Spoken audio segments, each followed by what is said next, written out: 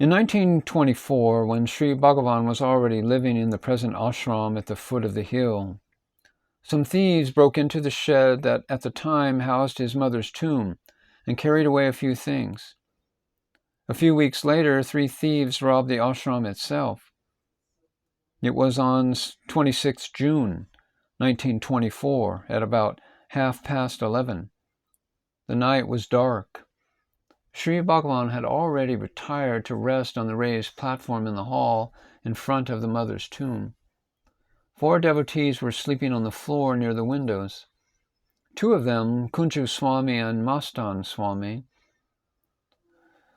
heard someone outside say, "There are 6 persons lying down inside." Kunju shouted out, "Who's there?"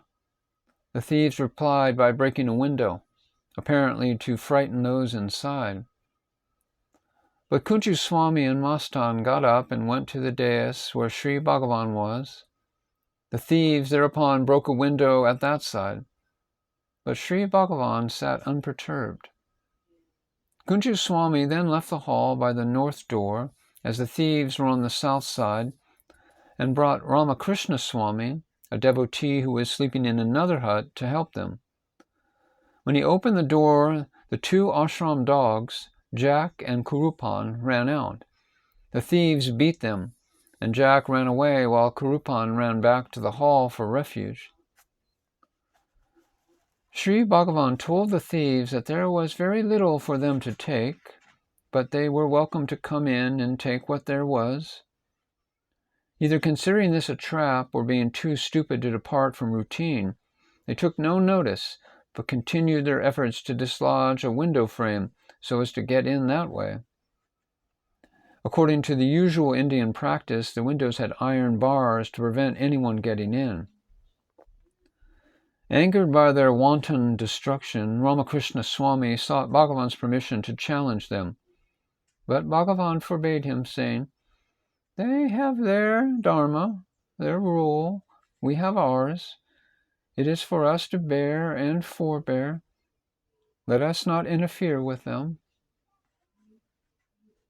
Though Sri Bhagavan invited them to enter by the door, the thieves continued their violent methods. They let off crackers at the windows to give the impression that they had firearms.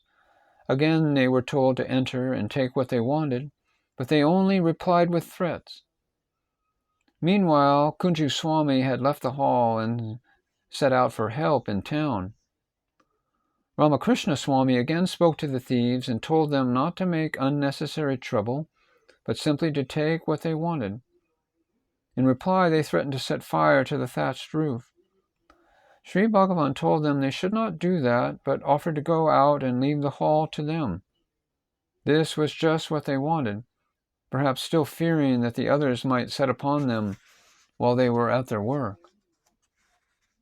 Sri Bhagavan first told Ramakrishna Swami to carry the dog, Karupan, to a safe place in the other shed, for fear the thieves would beat it if it were left there.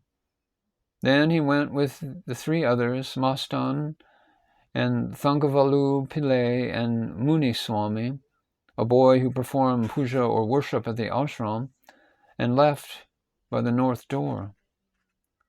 The thieves stood at the doorway with sticks and beat them as they went out, either hoping to disable them or to frighten them off from any thought of resistance.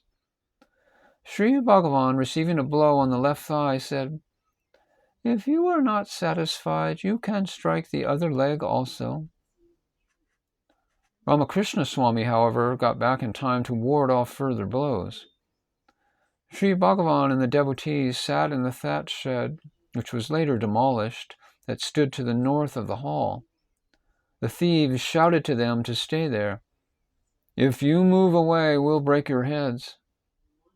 And Sri Bhagavan told them, "You have the entire hall to yourselves. Do what you like." One of the thieves came and demanded a hurricane lamp, and Ramakrishna Swami, on Sri Bhagavan's instructions, gave him a lighted lamp.